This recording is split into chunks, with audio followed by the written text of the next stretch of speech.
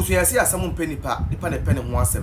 Me na wo ka say the NPP youth a omo UAE as any strong warning. E da ba ma honorable Kennedy Akompego Japan ka kire say oye NPP mu Judas, oye NPP mu Judas. Enti no, so oshana sensha. Onko join useless party AUP a ya no for a omo useless no ate no. Omo tire mu say opa onko join omo. Eno de busu nya asem keto wo nsem wo maka kire honorable Kennedy Akompego.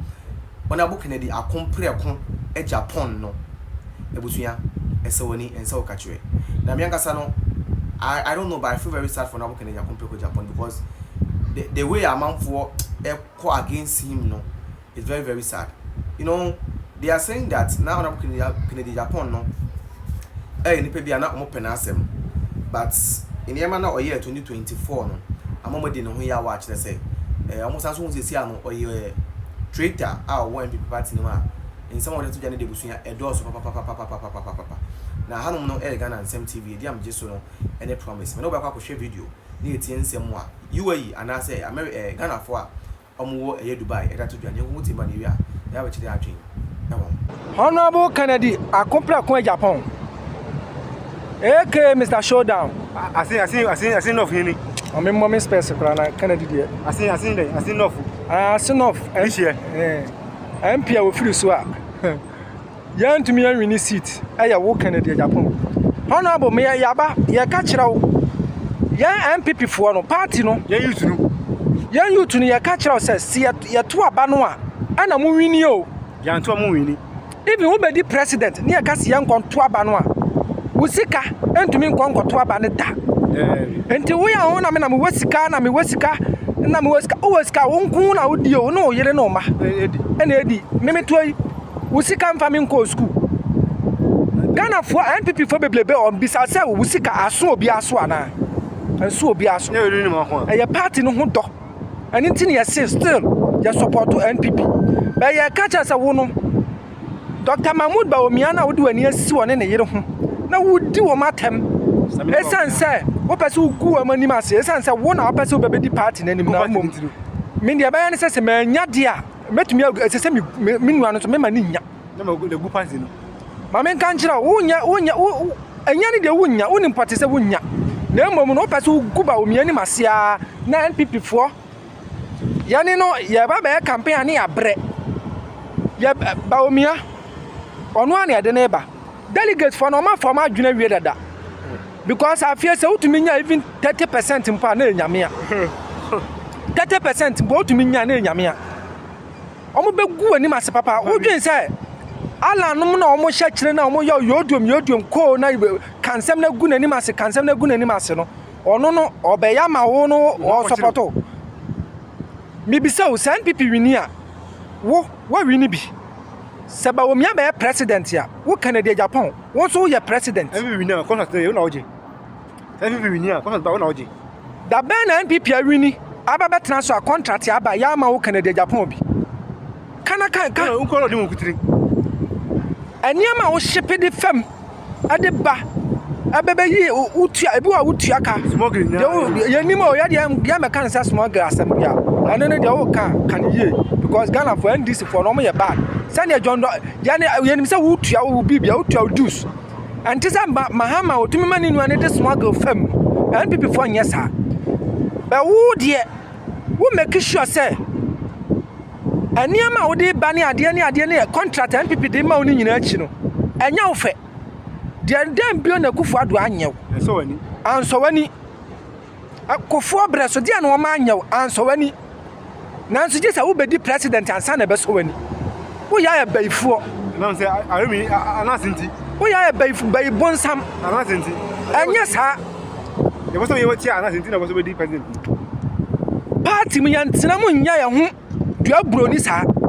president mu nya ya fa ni say alan to hoyi position papa esefata ni bia no kofo de man position papa bia kofo do esefata ni bia kofo do ne man bere sense president ya wanya ma medie no se mateme ho ana ote no ho no so no ote fie no eya ne ya na ya kana kura cho se Bawumia wo po Bawumia oba be di president 2028 Bawumia ni nimpa wa sefata wo de hwe Ghana upon digitalization and about me account semi and I'm buy no nyuma funa oye no and on man digitalization and no one some na dey or done in any ababefa upon COVID-19 some mama can say COVID-19 NPP for use na COVID-19 oboa na omo boa no and na COVID-19 and ono na ono ma o ka ho nsem no and 20 na yanya sa advantage we betimi dia campaign and say even in nsem fo mama to a wodi no kwan a Akufo-Addo to me use $1 million to me the year. The same kilometers no. Or use 1.7 million kilometers. $1 million. I know the year. And sika chuchuri dia mahama etino. I don't know who can the Japan support one. Sika for the Japan $1 million. Oh, it's better though. I for the Japan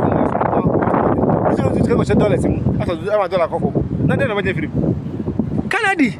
And this our person kumunyana wo dia aba so na wo dia oto na ma nya me ma me nyonko nsunya no me nua me ka kire wo sesa wadwen na wo ya bibi dodo party no Agyapong so wo sika nko antumi organize sa party na esuo no NPP party ya kikire nya sika na ya de kikire amina akofo start party no na wo sika ana ode ba kikire ya na mpanyumfo aba boya omo mocha na be boye wonko ade obaya na megu nkofo ani mama showdown obama showdown na delegate fanzo de me jiomudi school showdown kwa go showdown me jiomudi wo ya kam ba wo miane ne yire ya campaign wo yire wai sisi a wo yire ba na wo de ne ba atama me de o ka so no ana sir ana sa wo yire ba because wo yire no mu doso umprofo doso sisi a de obeyi na nimo ansenti no ntumi nyini yire ni ma no because wo yi na nimo aseme be su Ghana no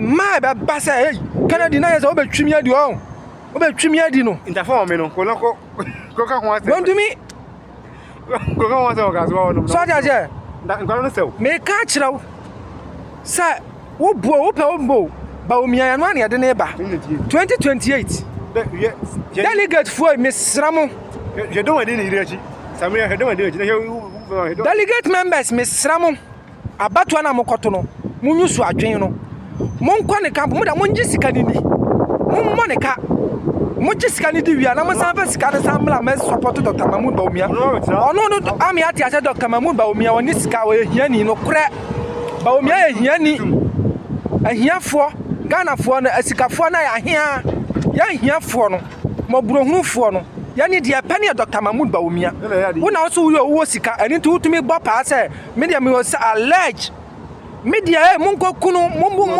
kunu a metuaka amane obi bawu esanse wo sika nti ya ntumi abusuafo na ntumi ne wantwe manso na nka sansam we nka ya obi anka no so wo sika te se despite ya anka betumi ani na gina nanso hiafo abusua ani nti asa asem no kokoda na fa wadi na wa fa wadi na woto no na wonna ma na abema nkofo showdown so anka wanu antumo anu anya campaign dia ya campaign anka campaign dia minim ni se dia wo betumi ayama oman no ane na ka ho nsem minu ameboa no yen tokọ ni obi bekun ayan kankan ni mguase we friva ebia me ba me sansa me wo cost kakraka o Ghana me ba me mamonam obi anam free every month bia me mamonam £10 wodi ni se free na mo nwe free esansa ma no so mrantie me na me pemema na me pema pa ndi me Canada Japan me wu 22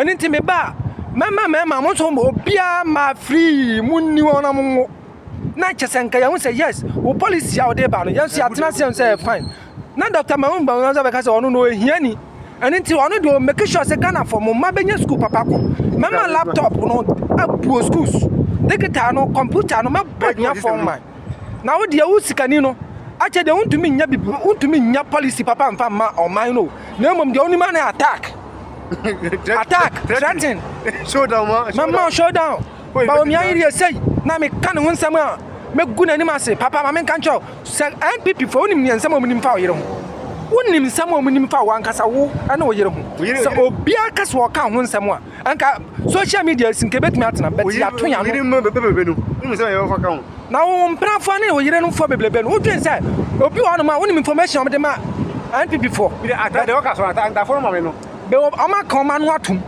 esan say party ni yie yo na yehwehwe na nya say ye begu animase anya sa na yehwehwe na odi party no ma nya anya party ni nko position ani ti na NDC fu anya grand say NPP been in opposition for so many years. Yeah, can it cry? NPP for yeah, but 2028 sekakai.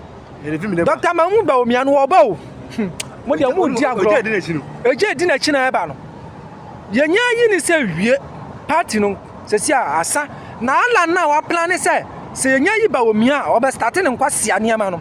Alan hwe ho so ye. So you want showdown. So we say what to party a focus na so your campaign. Diulem. Yem pensem hunu bia. Showdown. Yem pensem hunu bia. You want showdown. Because anya sa de besi no se sia no 2028 ye ba ni se oja. Ye medi nkwasa. What is happening? Mede me manuasi. A word to a wise. It's enough. And a delegate for mama ma adwunu mu no. And I catch them no. Mama mu ndi sikachi. And I catch them no. Because one no benya on fi mo. Mama to abama ba omia. We can style. Piao, it is possible. Number 3. All right, yama wakoba bi omo safa bloga na TV so watch the video no, right? I know say by now no wa dream mo ayo bebre. You want to type something, you want to say something. The comment section is widely open, as I said earlier. Now, from what the pastor is saying no, I think say he's making some sense in some of the things that he said. Because Ghana hadn't said one I saw you to say Pentecost, Presby, Methodist, or share schools or maybe in Numania the idea. I also say, Omu Yebida at the bois a year the country. And he asked a president, say, because I was sure changing the train. Say, was almost a beer factory near the idea funk of Fred Mamano. I don't think say it makes sense. I don't think say it makes sense.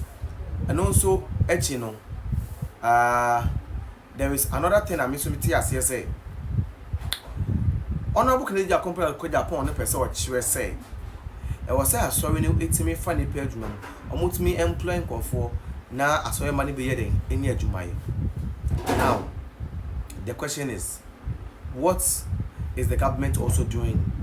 What is the government doing to ensure say the youth of the country no any adwuma eye? You see, I've been telling you guys that Honorable Canadian company Agyapong is not a serious politician who can lead a country like Ghana. His policies now all Canadian is not something that add any value to the countries and the people's life. Everything that he says, everything that he do, no, for value beyond my beka or mine, no, I can't say much several times. He's not someone that was a man leading the party, the new patriotic party, no, even to talk of Sobabe president. That what can I say? You see, the more you keep on and try to understand Honorable Kennedy Agyapong and his policies, Abusuya Asamaba, Honorable Kennedy Agyapong is in another big trouble. Yes, Honorable Kennedy Agyapong, as I could talk how can say more Abusuya and Yasan Kutani Nane say, so for be Aswaya or say, young Busa Honorable Kennedy Agyapong send the policy or put the bag and one punino, and they say, Obefor say, I'm sorry, I'm almost factories, I saw a mobile Numadia, then the policy we know. Dead on arrival, not them say a government a responsibility to obey Sanya Mano, and yet a sorry be a responsibility. And notice Honorable Canadian Agyapong, as only policy be there, and the Ebeya, Uncle Pepe be non snatches a Busuania and Katua, while sending strong warning. And the Honorable Canadian Agyapong say, Honorable Canadian Agyapong doing nano, a say or Tanya Sofo, or Tanya Christopher, on Pe Christopher Assem. Now, we any pound with my baby a year or my gun and then somebody will be papa. Now, because I'm a video, and I'm to share me, Emma, Honorable Canadian Agyapong. But I'm not the one to judge because Bible say that I shall not judge. And to me, no, I'm not going to judge. No, I'm going to leave you to pass your comment in the comment section. And the comment section is widely opened. To watch your comment section anymore. Higher Ghana and some TV, they am just so any promise messages or best strap. Subscribe to the channel, they are my audience who like it. Now share, now watch your comment section. Busuya, young go to some more or so for the two jar, and I found a book in Japan, and some of the two jano, and young Embra.